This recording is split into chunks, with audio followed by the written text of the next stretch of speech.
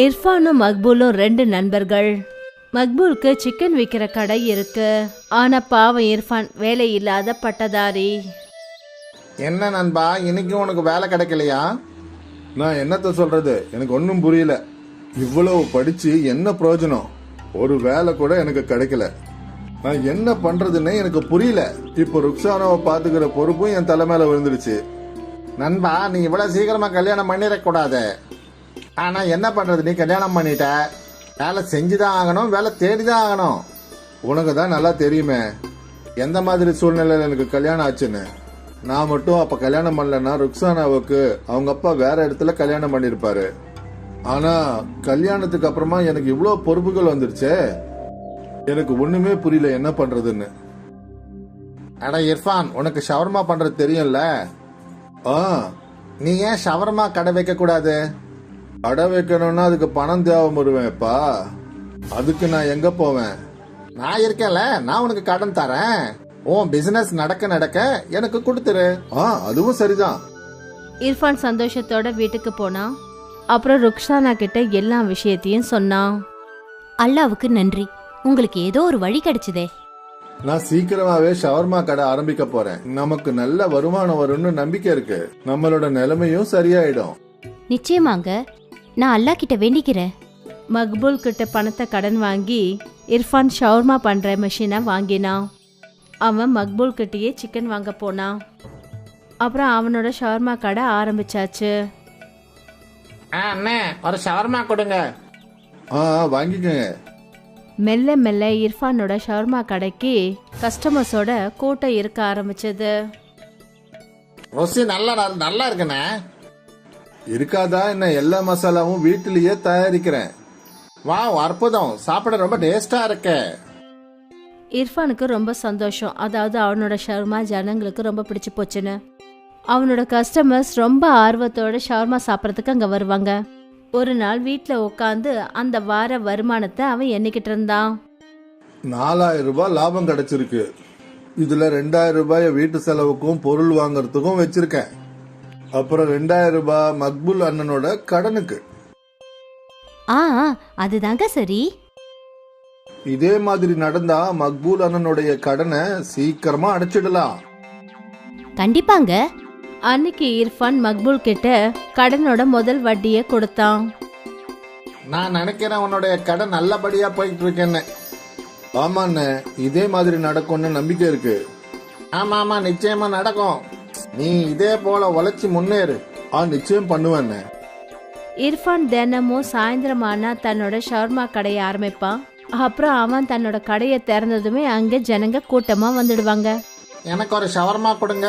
எனக்கு 2 garlic shawarma parcel. எனக்கும் ஒரு ஷவர்மா. இருங்க, இதோ தரேன். கடை திறந்து அந்த கடை மூடுற வரைக்கும் இர்ஃபானோட கைகள் வேலை செஞ்சுக்கிட்டே இருக்கும். கஸ்டமர்ஸ் வந்துகிட்டே இருப்பாங்க. ஒவ்வொரு நாளும் ராத்திரி 10 மணி ஆன உடனே இர்ஃபான் கடையை மூடிட்டு வீட்டுக்கு போய் தன்னோட வருமானத்தை பார்த்து அவன் ரொம்ப சந்தோஷமா இருந்தான். ஜுபேர் தினமும் இர்ஃபான் கடைக்கு வர கூட்டத்தை பார்த்துக்கிட்டே இருப்பான். இந்த ஷவர்மா பிசினஸ்ல ரொம்ப லாபம் இருக்கு. நானும் ஷவர்மா பிசினஸ் ஆரம்பிக்கிறேன். இர்ஃபான் 9 ரூபாய்க்கு ஷவர்மாவை விற்கிறான். நான் அதை விட கம்மியான ரேட்டுக்கு விற்க போறேன். அப்பதான் ஜனங்க எல்லாரும் என்கிட்ட வந்து வாங்குவாங்க. ஜுபேர் அப்பதான் கணக்கு போட ஆரம்பிச்சான். அதாவது அவன் எப்படி ஷவர்மாவோட விலைய கம்மி பண்ண முடியும்னு. நான் விலை குறைவான சிக்கனை வாங்கணும். அப்புறம் விலை குறைவான சிக்கனை தேடி ஜுபேர் நிறைய சிக்கன் கடைகளுக்கு போனான். எல்லா இடத்துலயும் அவனுக்கு அதே விலையில தான் கிடைச்சது.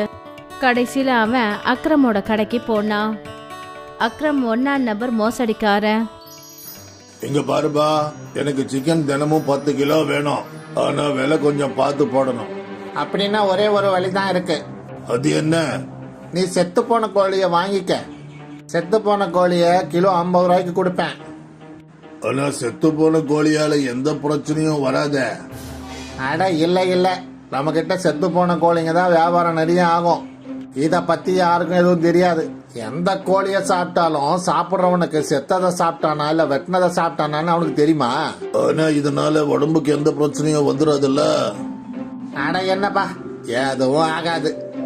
அதாவது ஒரு இடத்துல இருந்து இன்னொரு இடத்துக்கு கோழிங்களை கொண்டு போகும்போது போற வழியில சில கோழிங்க மூச்சடைச்சு செத்து போயிடுதுங்க. இத சாப்பிடுறதுனால எந்த ஒரு பிரச்சனையும் வராது. அப்ப சரி, நாம ஒப்பந்தத்தை போட்டுக்கலாம். நீ 10 கிலோ சிக்கன் 50 ரூபா மேனிக்கு கொடுத்துரு தினமும். பக்கா. சுபேர் ஷவர்மா பண்ற மிஷினை வாங்கிட்டான். அதுக்கப்புறம் இர்ஃபானோட ஷவர்மா கடைக்கு பக்கத்திலேயே அவன் தன்னோட கடையை திறந்தான். ஜுபேர் ஒரு பெரிய பலகையில விலையை எழுதிட்டான். ஜுபேர் 50 ரூபாய்க்கு ஷவர்மா விற்க ஆரம்பிச்சான். இப்ப ஜனங்க அங்க போன உடனே அதுல கொஞ்சம் பேர் ஜுபேரோட கடையில விலை கம்மியா இருக்கிறத பார்த்துட்டு அந்த கடைக்கு போயிட்டாங்க. ஆனா இப்பவும் சில கஸ்டமர்ஸ் இருந்தாங்க. அவங்க இர்ஃபானோட கடையில மட்டும்தான் ஷவர்மா சாப்பிட வருவாங்க. அண்ணே, உங்க ஷவர்மால கிடைக்கிற டேஸ்ட் அங்க கிடைக்கிறது இல்ல. ஏதோ பிரச்சனை இருக்கு. அவருக்கு ஒரு ஷவர்மா 50 ரூபாய்க்குள்ள அடங்கிடுது, அதனால அவர் விற்கிறாரு. அதுவும் சரிதான். ஆனா யாரு தினமும் அதை சாப்பிடுறாங்களோ அவங்க உங்ககிட்ட தான்பா வந்து வாங்குவாங்க. நீ கவலையை விடுப்பா. ஆமா, எனக்கு அல்லாஹ் மேல ரொம்ப நம்பிக்கை இருக்கு. அன்னைக்கு இர்ஃபான் மக்பூல் பாயை பார்த்தான். என்னாச்சு இர்ஃபான், இன்னைக்கு உன் முகம் ஒரு மாதிரி இருக்கு? என்னென்ன சொல்றது, ஜுபேர் வந்து ஷவர்மா கடை ஓபன் பண்ணிருக்கான். அப்புறம் ஷவர்மாவை 50 ரூபான்னு விற்கிறான். இவ்வளவு கம்மி ரேட்ல எப்படி?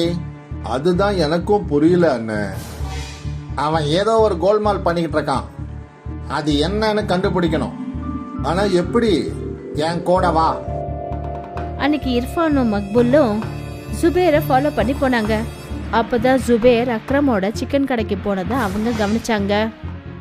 இப்ப புரிஞ்சிடுச்சு. என்ன? அக்ரம் 1ஆம் நம்பர் மோசடிக்காரன். இவன் நிச்சயமா ஜுபேருக்கு செத்து போன கோழிக்கறியை தான் விலை கம்மியா வித்துட்டு இருக்கான். ஆனா இது நல்லது இல்லையே. ஜனங்கள் உடம்புக்கு கெடுதலான விஷயம். ஆனா இப்ப நாம என்ன செய்யறது? 2 பேரும் யோசிக்க ஆரம்பிச்சாங்க. அதாவது ஜுபேரையும் அக்ரமையும் எப்படி தடுத்து நிறுத்துறதுன்னு. அப்பதான் மக்பூலுக்கு ஞாபகம் வந்தது. அதாவது அவங்களோட இலாக்கால ஒரு ஃபுட் இன்ஸ்பெக்ஷன் ஆபீஸ் இருக்கு. அங்க ஃபுட்டை பத்தின கம்ப்ளைண்ட்டை பண்ணலாம்.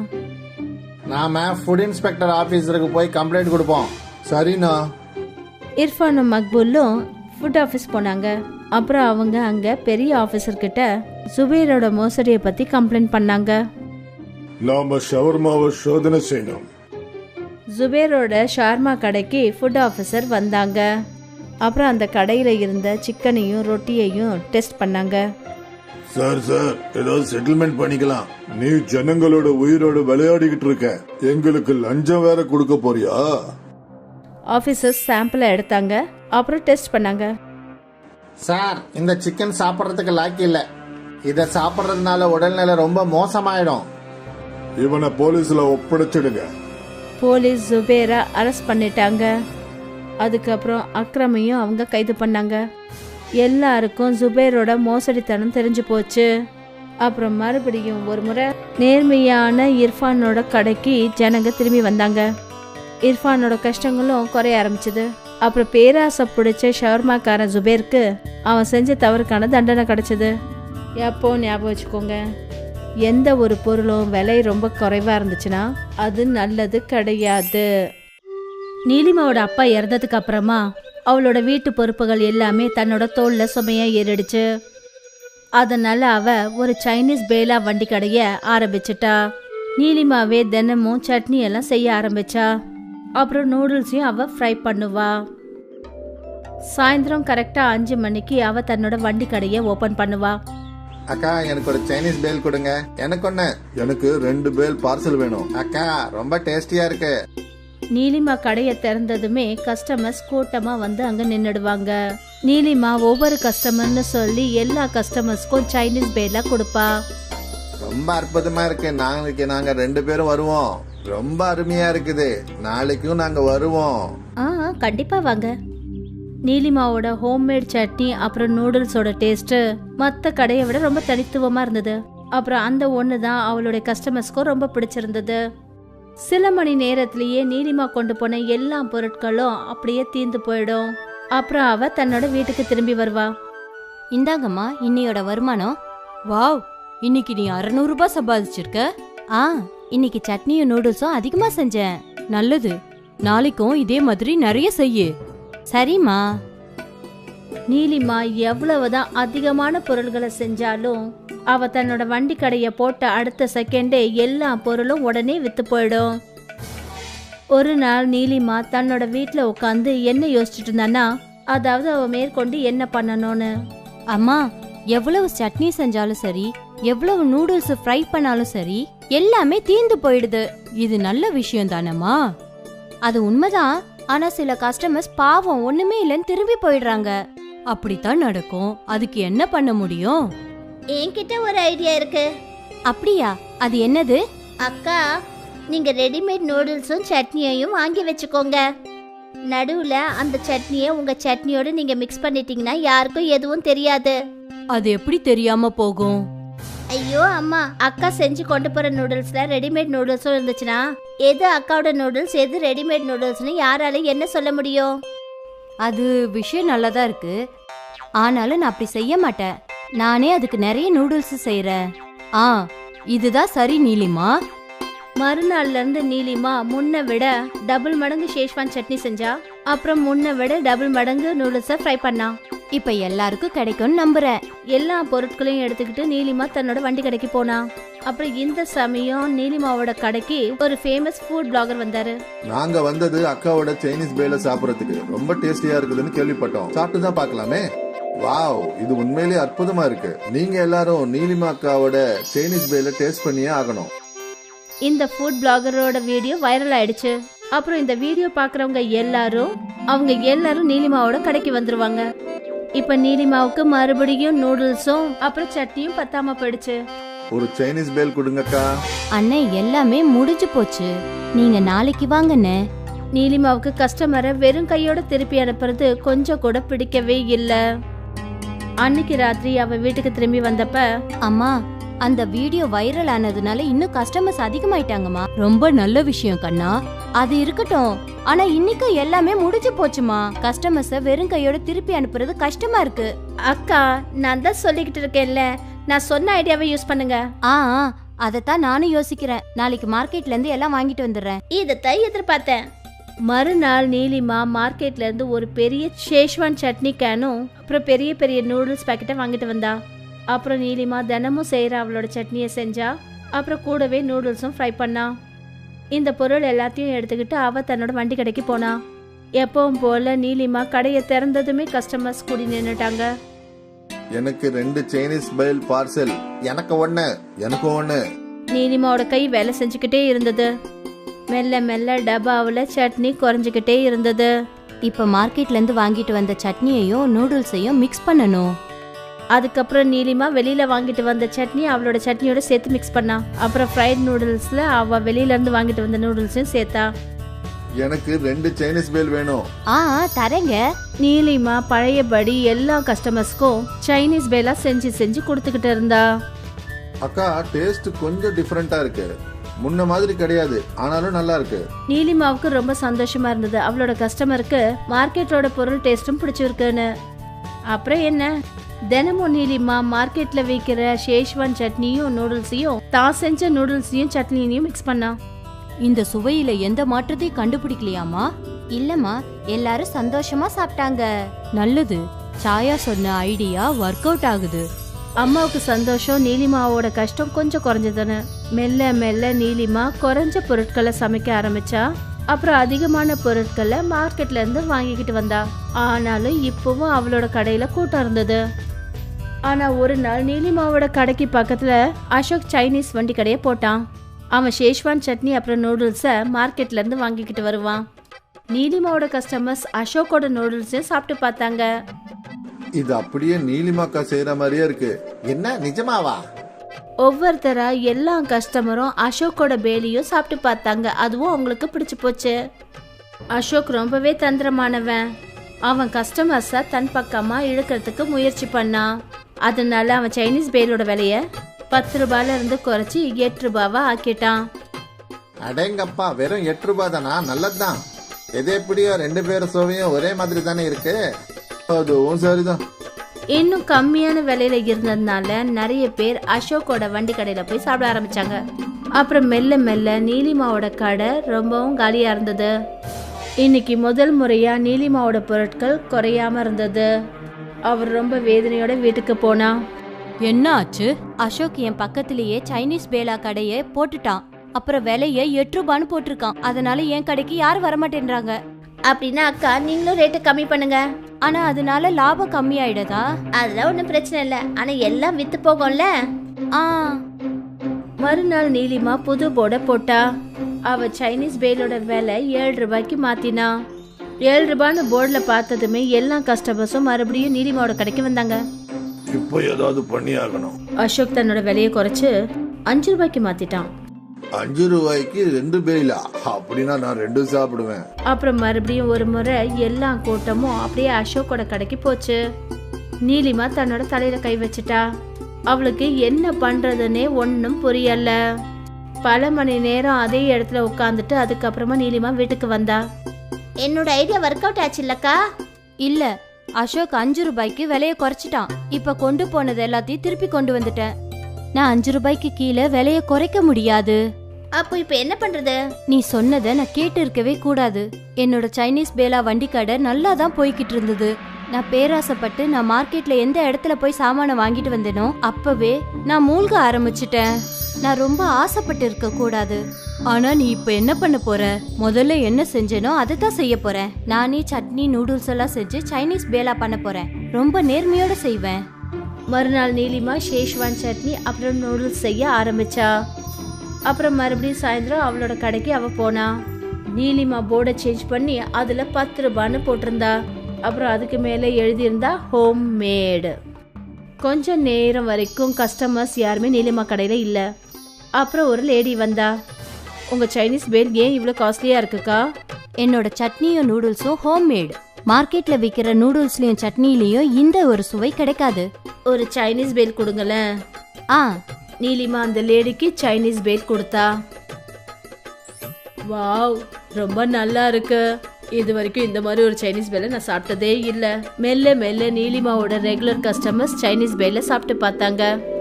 இது அப்படியே பழைய மாதிரியே இருக்கு, அருமையா இருக்கு.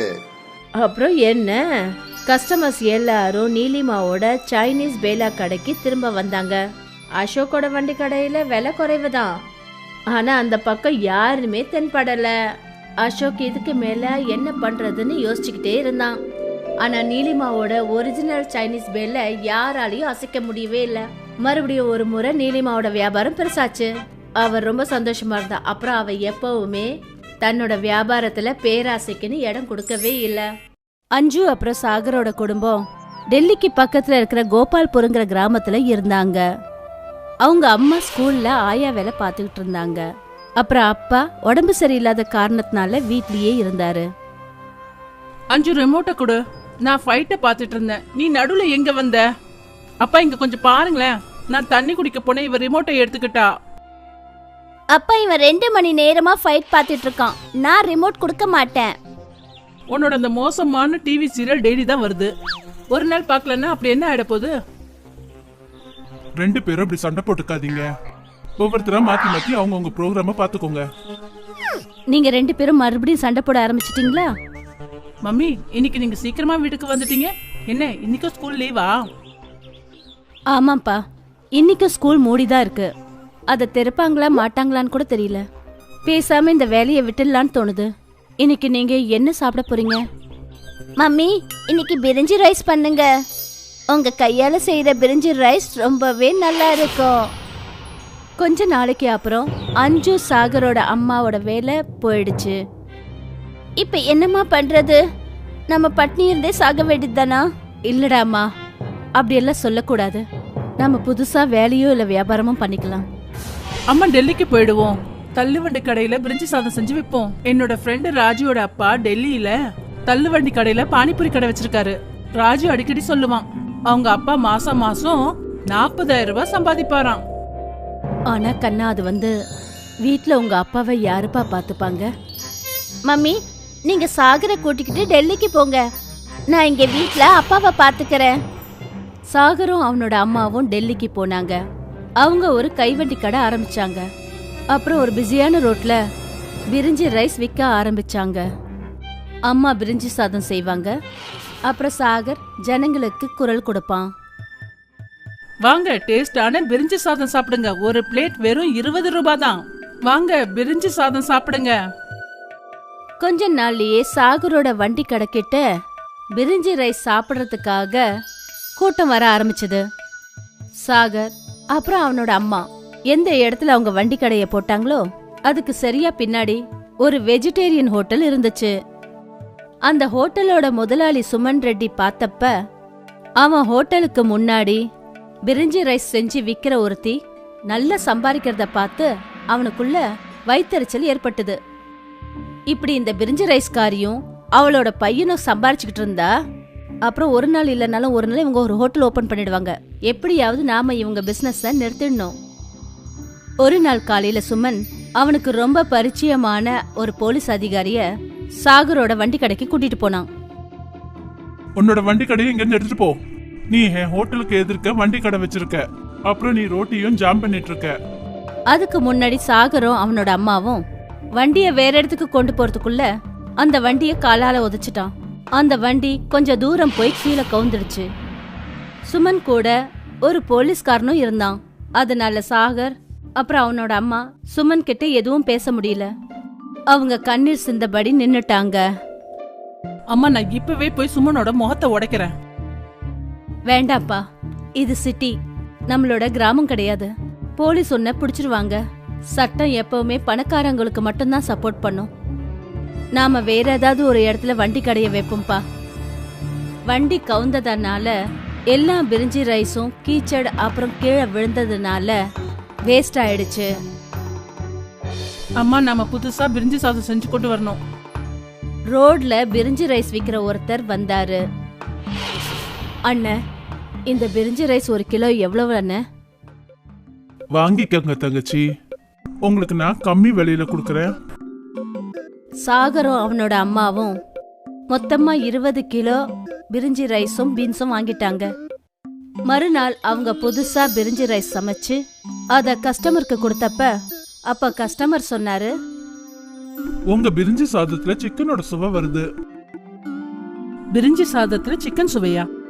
அது எப்படி முடியும்? சாகரும் அவனோட அம்மாவும் பிரிஞ்சி ரைஸ சாப்பிட்டு பார்த்தாங்க. அவங்களுக்கும் அது ஏதோ சிக்கன் ரைஸ் சாப்பிட்ற மாதிரி தோணுச்சு. ஜனங்க மத்தியில பிரிஞ்சி ரைஸ் சிக்கன் ரைஸ் மாதிரி இருக்குன்னு பரவுச்சு. அப்புறம் ரொம்ப தூரத்துல இருந்தெல்லாம் ஜனங்க சாகரோட வண்டி கடைக்கு வந்து பிரிஞ்சி ரைஸ சுவைக்க ஆரம்பிச்சாங்க. கூட்டம் அதிகரிச்சுக்கிட்டே இருந்தது. அஞ்சுவையும் உதவிக்காக அங்க வர வச்சாங்க. ஏன்னா 20 ரூபாய் பிரிஞ்சி ரைஸ்ல சிக்கனோட சுவையா? யார் அதை வேண்டான்னு சொல்லுவாங்க? பிரிஞ்சி ரைஸ்ல சிக்கனோட சுவை இருக்குன்னு சுமன் வரைக்கும் தெரிஞ்சிடுச்சு. இவங்க ஏதாவது கேடித்தனம் பண்ணி நிச்சயமா அந்த பிரிஞ்சி சாதத்துல சிக்கனை கலந்துருப்பாங்க. நானும் என்னோட சாப்பாட்டுல யாருக்கும் தெரியாம சிக்கனை கலக்கிறேன். அப்புறம் என்னோட வியாபாரம் பல மடங்கு அதிகமாயிடும். சுமனும் தன்னோட சுத்தமான வெஜிடேரியன் சாப்பாடுல சிக்கனை மிக்ஸ் பண்ண ஆரம்பிச்சிட்டான். ஒரு நாள் ஒரு பொலிட்டிக்கல் பார்ட்டியோட ஒரு பெரிய தலைவர் சுமனோட ஹோட்டலுக்கு சாப்பிட வந்தாரு. அவர் சாப்பாட்டுல சிக்கன் கிடைச்சது. ஏய் ஹோட்டல் முதலாளி, என்ன இது? நீ என்னோட சாப்பாட்டுல சிக்கனை மிக்ஸ் பண்ணி என்னோட தர்மத்தையே ஸ்பாயில் பண்ணிட்ட. அந்த தலைவர் சுமனை பிடிச்சு பயங்கரமா அடிக்க ஆரம்பிச்சாரு. அப்புறம் சுமனோட ஹோட்டலை மூடிட்டாங்க. அங்க சாகரோட வண்டி கடையில நான்வெஜ் சாப்பிட்றவங்களோட கூட்டம் அதிகரிச்சுக்கிட்டே இருந்தது. கடைசியில சுமன் ஒரு நாள் வேற வழி இல்லாம சாகரோட அம்மாவை பார்க்க போனான். தங்கச்சி, நான் உங்களுக்கு செஞ்ச பாவத்துக்கு உங்ககிட்ட நான் மன்னிப்பு கேட்டுக்கிறேன். என்னோட ஹோட்டலை என்னால நடத்த முடியல. நீங்க என்னோட ஹோட்டலை வாங்கிக்கிட்டீங்கன்னா எனக்கு ரொம்ப சந்தோஷமா இருக்கும். நான் இங்க இருந்து போயிடுவேன். அப்புறம் வேற எங்கேயாவது போய் ஹோட்டல் வச்சு பொழைச்சுக்கிறேன். சாகர் அப்புறம் அவனோட அம்மா சுமனோட அந்த ஹோட்டலை வாங்கிக்கிட்டாங்க. அம்மா, நாம இப்படி இருக்கிறதுக்கு காரணம் அந்த மனுஷனோட கருணைதாம்மா. அவர் தானே நமக்கு மாய பிரிஞ்சி ரைஸை கொடுத்தாரு. நானும் எவ்வளவோ முயற்சி பண்ணி அவரை தேடி பார்த்தேன். ஆனா அவரு கிடைக்கவே இல்லை.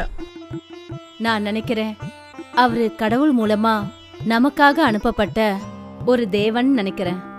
அம்மா, இந்த மாதிரி தேவர்கள்லாம் உண்மையாவே இருக்காங்களாம்மா?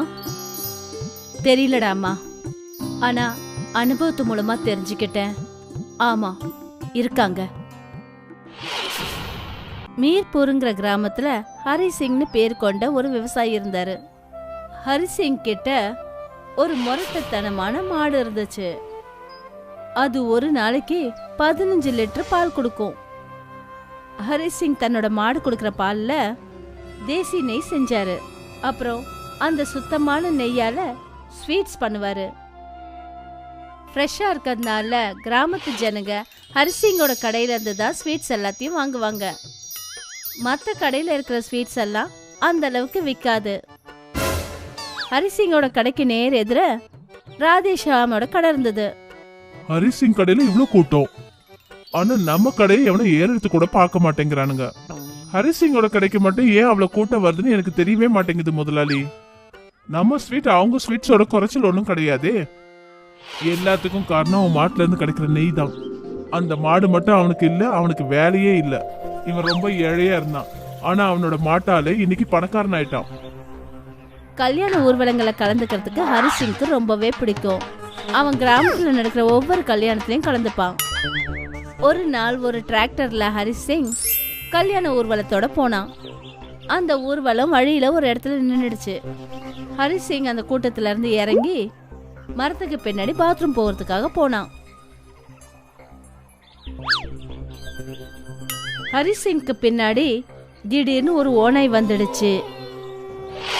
ஹரிசிங் அந்த ஓநாயை பார்த்ததும் பயத்துல என்ன பண்றதுன்னு தெரியாம அந்த காட்டுக்குள்ள அவரு ஓட ஆரம்பிச்சாரு. சில கிலோமீட்டர் ஓடினதுக்கு அப்புறம் தான் அவரு மூச்சே விட்டாரு. ஓநாய் என்னமோ அவர் பின்னாடி அப்ப இல்ல, ஆனா அவரு வழி தடுமாறி நின்னுட்டாரு. இங்க இருந்து எந்த பக்கம் போறதுன்னே ஒன்னும் புரியலையே. ஹரிசிங் அந்த காட்டுல ஒரே இடத்த சுத்தி சுத்தி வந்தாரு. ராத்திரியும் ஆயிடுச்சு. இந்த காட்டை விட்டு வெளியே போக முடியுமான்னு எனக்கு தெரியல. ஹரிசிங் சோகத்தோட அங்க உட்கார்ந்துட்டாரு. அப்பதான் அவருக்கு எங்க இருந்தோ பெல் அடிக்கிற சத்தம் கேட்டுச்சு. ஹரிசிங் அந்த சத்தம் கேக்குற பக்கம் போனாரு. அங்க பார்த்தா ஒரு வெள்ளை கலர் மாட்டு கழுத்துல மணி கட்டிருந்தத அவரு பார்த்தாரு. இந்த மாடு ரொம்ப அழகா இருக்கே. ஹரிசிங் அந்த மாட்டை தனக்கு பக்கத்திலே கட்டி போட்டாரு. அப்புறம் அவரு தன்னோட குடும்பத்தை பத்தி யோசிக்க ஆரம்பிச்சாரு. இந்நேரம் நான் வீட்டுல இருந்திருந்தேன்னா மாடு மணி அடிச்சுது. அப்புறம் ஹரிசிங் திடீர்னு அவர் வீட்டுக்கு போயிட்டாரு. என்ன ஆச்சரியம்! இத்தனை நாளா நீங்க எங்க போயிருந்தீங்க? அந்த பக்கத்து வீட்டு விமலா கூட தானே ஓடி போயிட்டீங்க. அவளும் ஒரு வாரமா இங்க ஆளை காணோம். இல்ல இல்ல, நான் லாலா சௌத்ரி பொண்ணோட கல்யாணத்துக்கு போயிருந்தேன். அப்புறம் காட்டுல மாட்டிக்கிட்டேன். இங்க பாத்தியா எனக்கு காட்டுல என்ன கிடைச்சதுன்னு? இந்த மாதிரி ஒரு அழகான பளிச்சுன்னு இருக்கிற மாட்டை பாத்திருக்கியா? இத பார்த்தா சாக்ஷாத் காமதேனு மாதிரியே இருக்கு. காமதேனுவா? ஆமா, காமதேனு மாட்டை கிட்ட நாம என்ன வேண்டிக்கிட்டாலும் அது நமக்கு கொடுக்கும். புராண வேதங்கள்ல அப்படிதாங்க சொல்லிருக்கு. ஒருவேளை நான் இந்த மாட்டால தான் திடீர்னு காட்டுல இருந்தேன்னா இங்க வந்துட்டேனோ? இது உண்மையிலேயே காமதேனுனா அதோட உண்மை இப்ப தெரிஞ்சிரும். ஏய் காமதேனுவே, எனக்கு சுட சுட ரபடி சாப்பிடணும் போல ஆசையா இருக்கு. மாடு தலைய அசைச்சுது. அப்புறம் கண்ணிமைக்கும் நேரத்துல ஹரிசிங்கோட கையில ரபடியோட பானை வந்துடுச்சு. நீ சொன்னது உண்மைதான். இது உண்மையிலேயே ஒரு காமதேனு மாடுதான். காமதேனு மாடு கிடைச்சதுனால ஹரிசிங்கோட சந்தோஷத்துக்கு எல்லையே இல்லாம போயிடுச்சு. இப்ப அவரு ஸ்வீட்ஸ ரெடி பண்ண வேண்டிய அவசியமே இல்லாம போயிடுச்சு. அவரு நேர காமதேனு கிட்ட கேட்பாரு. அத கொண்டு போய் அவரு கடையில வச்சிருவாரு. ஹரிசிங் அந்த காமதேனு கிட்ட ஒரு பெரிய வீடும் இடமும் வாங்கிட்டாரு. அவரு நாள் போக போக அவரு உழைக்கிறத கொஞ்சம் கொஞ்சமா விட்டுட்டாரு. கடையில வேலைக்காரங்களை வச்சு வேலை வாங்குவாரு. அப்புறம் அவருக்கு தேவைப்பட்ட பொருட்களை காமதேனு கிட்ட கேட்டு வாங்கிப்பாரு. ஒரு நாள் ஹரிசிங்கோட மனைவி அவர்கிட்ட சொன்னா, இந்த மாதிரி உழைக்காம வீட்லயே ஓய்வெடுக்கிறது நல்லதே கிடையாதுங்க. இந்த மாதிரி இருக்கிறதுக்கு தான் கடவுள் நமக்கு காமதேனு கொடுத்தாருன்னு நினைக்காதீங்க. நாம வேலை செய்யாம சோம்பேறித்தனமா இருக்கிறது கடவுளுக்கு பிடிக்காது. நீ வேலை செய்யறதா செஞ்சுக்கோ. நம்ம கிட்ட காமதேனு இருக்கிற வரைக்கும் நான் எதுக்காக தேவையில்லாம உழைக்கணும்? ஹரிசிங் தன்னோட பழைய மாட்டை கவனிக்கிறத மொத்தமா விட்டுட்டாரு. அத சரியா கவனமா பாத்துக்காததுனால அந்த மாடு பலவீனமாயிடுச்சு. ஒரு நாள் ராதேஷாம் ஹரிசிங்கோட வீட்டுக்கு வந்தான். அவன் அந்த பழைய மாட்டை விலைக்கு கேட்டான். நீ எவ்வளவு கொடுக்கணும்னு நினைக்கிறியோ அவ்வளவு கொடு. அந்த பழைய மாட்டை வச்சு இனிமே நான் என்ன பண்ண போறேன்? ராதேஷாம் அந்த பழைய மாட்டை நல்லபடியா கவனிச்சாரு. அது மூலமா கிடைக்கிற நெய்யால ஸ்வீட் செஞ்சு விற்க ஆரம்பிச்சாரு. இப்ப ராதேஷ் சர்மாவோட கடையில வியாபாரம் நடந்துச்சு. அங்க ஹரிசிங் எந்த வேலையும் பார்க்காம கஷ்டப்படாம தன்னோட சந்தோஷங்களை அனுபவிச்சுட்டு இருந்தாரு. ஒரு நாள் திடீர்னு ஹரிசிங் தூங்கி எழுந்த உடனே அவரு தன்னோட பழைய வீட்டுல இருந்தாரு. அவரு வெளியில போனாரு. அவரு வீட்டு வாசல்ல இருந்த அந்த காமதேனு அங்க இல்ல. ருக்மணி, நம்ம மாடு எங்க போச்சு? அப்புறம் நம்ம வீடு பழைய மாதிரி எப்படி ஆச்சு? நானும் காலையில இருந்து நம்ம மாட்டை தாங்க தேடுறேன். நம்ம கிட்ட இருந்த ஸ்வீட்ஸ் எல்லாமே காணாம போயிடுச்சு. நான் பயந்த மாதிரியே நடந்துச்சு பாருங்க. நீங்க உழைக்கிறத அப்படியே விட்டுட்டீங்க. அத நம்ம கிட்ட இருந்த காமதேனு மாடு போயிடுச்சு. அட கடவுளே, நான் பெரிய தப்பு பண்ணிட்டேனே. ஹரிசிங் ஓன்னு அழ ஆரம்பிச்சாரு. அப்புறம் சத்தம் போட்டு மன்னிப்பு கேட்க ஆரம்பிச்சாரு. கடவுளே, காமதேனு மாட்டை திருப்பி கொடுங்க. நான் தினமும் இனிமே உழைக்கிறேன். இனிமேல் நான் வெட்டியா உட்கார்ந்துருக்க மாட்டேன். அங்க ராதேஷ் சர்மாவுக்கு ஹரிசிங்கோட காமதேனு காணாம போயிடுச்சுங்கிற செய்தி கேட்ட உடனே ரொம்ப சந்தோஷமாயிடுச்சு. ராதேஷ் சர்மா அவரோட வேலைக்காரங்கிட்ட சொன்னாரு, இனிமே ஹரிசிங்கால தன்னோட கடையை நடத்த முடியாது. அதனால நாம நம்ம ஸ்வீட்ல நிறைய கலப்படம் பண்ணலாம். இனிமே சுத்தமான நெய்ல ஸ்வீட் பண்ண போறது கிடையாது. கலப்பட நெய்யால ஸ்வீட் செய்யறதுக்கு ஆரம்பிக்கணும். ராதேஷ் சர்மா கலப்படம் பண்ணி சம்பாதிக்கிறதுக்கு திட்டம் போட்டான். இன்னொரு பக்கம் தான் செஞ்ச தப்புக்கு பாடம் கத்துக்கிட்டாரு ஹரிசிங். அப்புறம் புதுசா ஒரு மாடு வாங்கி நல்லபடியா அதை கவனிச்சுக்கிட்டான். அதுக்கப்புறம் நல்லா உழைச்சு மறுபடியும் சுத்தமான நெய்யால ஸ்வீட் தயாரிக்க ஆரம்பிச்சாரு.